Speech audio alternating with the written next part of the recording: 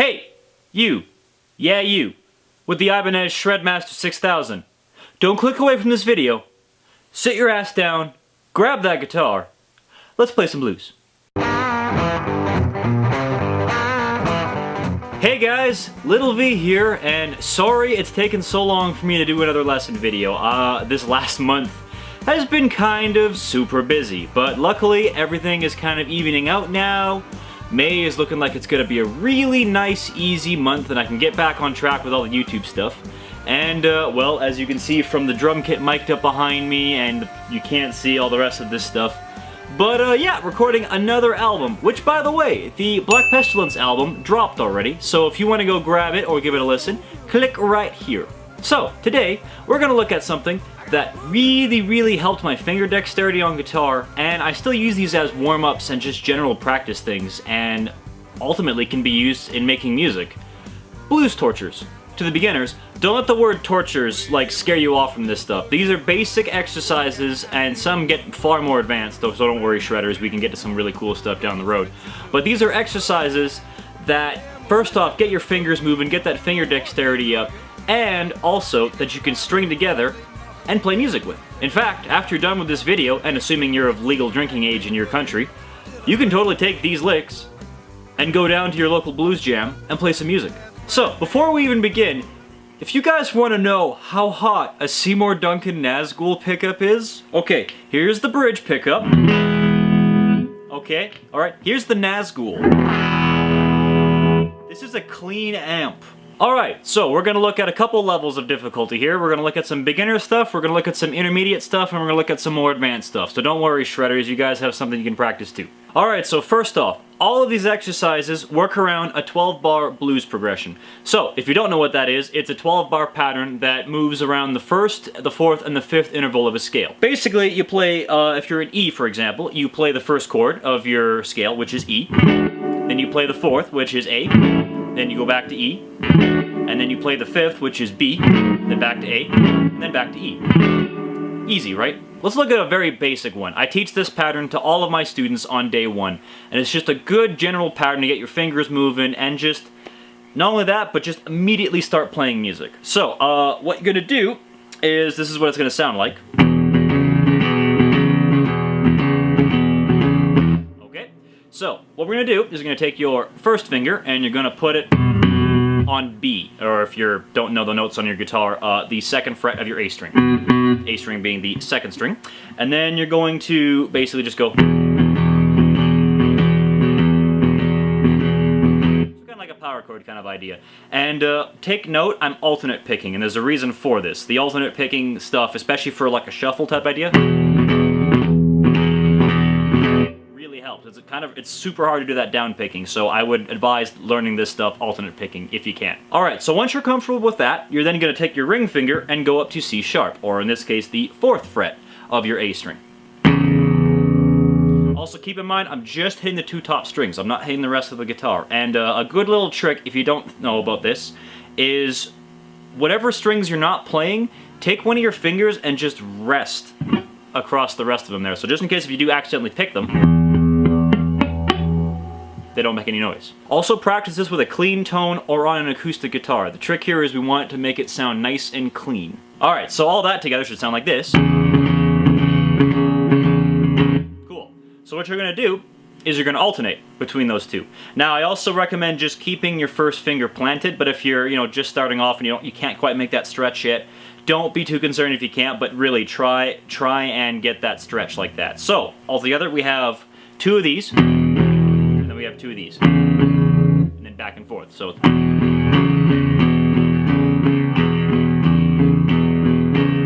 you get that comfortable, put some swing into it, put a shuffle onto it. Next thing we're going to do is jump up to A, which is the fourth, which is the next part of the pattern. So, pretty much everything stays the same, you just jump up another set of strings. So now you're playing the A string and the D string, and instead of fretting B and C sharp, you're fretting E and F sharp. And, of course, once again, that is second fret, fourth fret to those who don't know all their notes yet, which you should. That should be like rule number one. In fact, if you haven't, from the last video, from anything else, go take a piece of paper, write out all the notes on your guitar. Trust me, it's going to help a lot. So, you're going to do pretty much the same thing.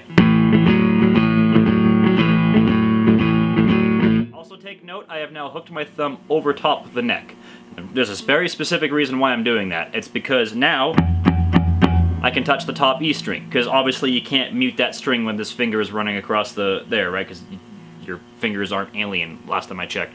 So, yeah, you just kind of lightly, you don't fret, you just touch the top string so it doesn't move. That way, if you strum all the strings, and you're a really heavy strummer, you don't accidentally hit the rest of the strings. So, altogether, that sounds like this.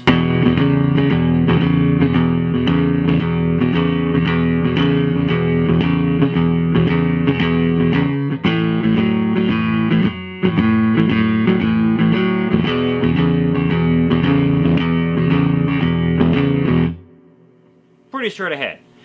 Here is the torture part. Don't worry, I looked at my dad like he was absolutely insane when he showed me this pattern. So to the beginners, this looks impossible. It is not. It just takes some practice. So this will take some time to work up your fingers.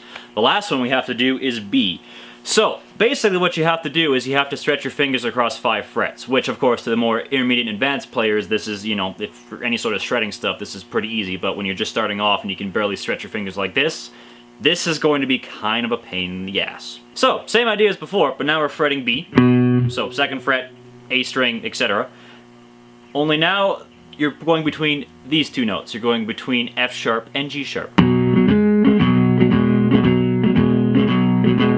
So, as you can see, quite a bit of a stretch there. You're stretching across 5 frets. So, a couple things about this. First things first, I'm going to recommend you start by just trying to get the stretch between this finger, so your first finger, all the way to your pinky. Start with that first. Just get used to doing that one first. And once again, you want to try and fret in the middle of the frets there, otherwise you're going to get that nasty buzz. And then work backwards. So then you're going to use your middle finger to get the F sharp. And once again, 2nd fret, 4th fret, 6th fret, for those who don't know their notes yet. Now, the annoying thing about this is that this only happens for 1 bar, so it's a very quick thing, and you pretty much only have 1 shot to not mess it up. So it's kind of a little quick thing, and it will take some time to jump to this shape, but once you get used to doing this, this is quite natural. In fact, I'm holding my hand in this shape quite easily while you do this. Only trade-off is you can't really hook your thumb around when you're doing your hand, when you shape your hand like this. My thumb is pretty much like dead center on the back of the neck right now. So one more thing for the muting trick is just touch the E string with your finger over here, so it's not, so you don't get the note coming through like that. So that's the little thing for the, so the last back half of the pattern goes.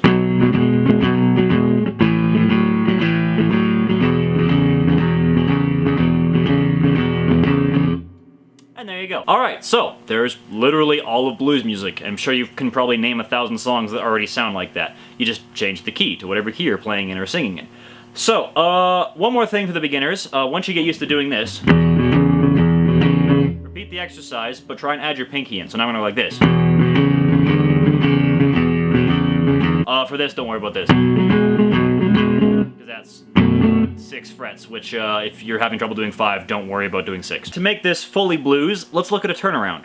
So turnaround is just a fancy word for getting yourself back to the start of the pattern. So this usually happens within the last 2 bars of the pattern, and we're going to use a really common one, and it's, once again, this only works in the key of E, so if you're going to look at some stuff for A, you might have to do some digging and some research. By the way, to those who want to actually get into blues music and don't know where to start, because it's quite a big rabbit hole. It's like saying, I want to get into rock music. Where do I start? Well, quite a bit of stuff to cover.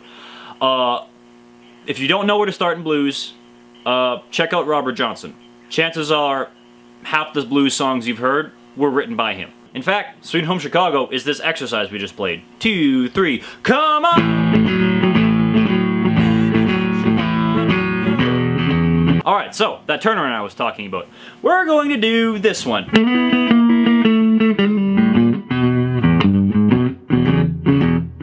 I know that seems like it was a flurry of notes. It's not that difficult to play. It's a pretty easy turnaround to play once you understand the concept of it. It just looks complicated because I hybrid picked this, but I'll pick this regularly as well too. So you start with a little bit of a chromatic descending lick. So what you do is you're going to start with your, you can use whatever finger you want, but I use my middle finger. And you're going to start on the 4th fret of the G string, which is B. basically you're just going, you're just hitting the open E string at the same time. Get some volume going here.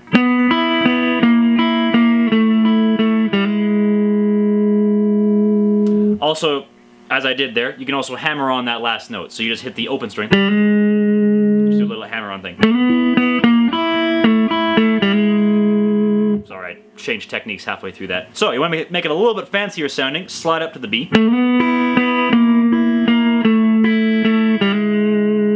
And definitely do that little hammer on thing, it sounds really cool. So, now that we're down on the G sharp, we're going to do a chromatic climb back up, but we're going to skip a couple strings and go down to the A string. So, your little chromatic climb is going to be A sharp, B.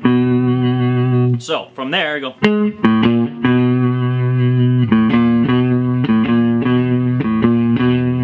And you can pick that, you can just hammer on it. I pick it just because I like the sound of that. So, up to this point, we have...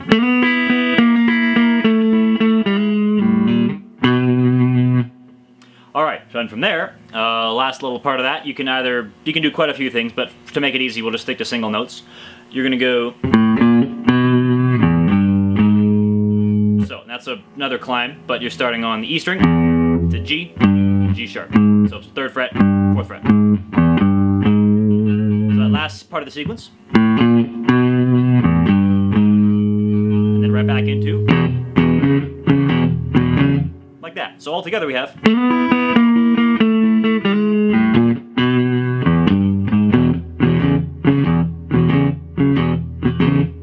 so on and so forth. So congrats! You can now play blues in the key of E. It's really that simple. Like I said, you can take everything I just showed you right here and go to a jam and start playing. It's really that easy. Alright, so, the advanced stuff. And I guess now we see how many players actually stuck around long enough to see this kind of stuff. So, remember that little B shape I was talking about? Yeah, that shape really helps when you're playing in a key that you don't have access to open strings to. So, what we're going to do is we're going to play in a different key. We're going to play in something like... oh, let's do something weird. Let's do like... B flat. So, all the way up there. And here you go. We're also going to play it as a boogie, so way faster. So the shredders out there will appreciate this a little bit better. So we're not going to go...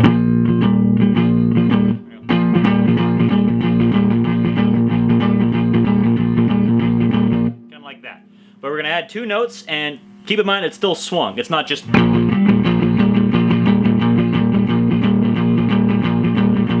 Sorry, I had to turn off my reverb. The radio was kicking in and it was getting a little annoying. So those 2 extra notes you're adding are C sharp and D.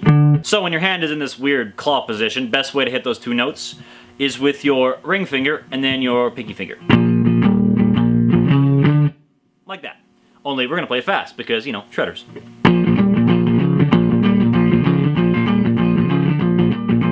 So to make it even trickier, we're going to do something called a fast 4. Fast 4 is when you jump up to the 4, in this case that would be E flat, you jump up to E flat, way faster than normal. So it's 1 bar of B flat, 1 bar of E flat, and then 2 bars of E flat. Sorry, B flat. I said E flat there really quickly. Alright, you ready? Let's boogie, and you know what? Screw it. Nazgul pickup. Let's do it. 1, 2, 3, 4.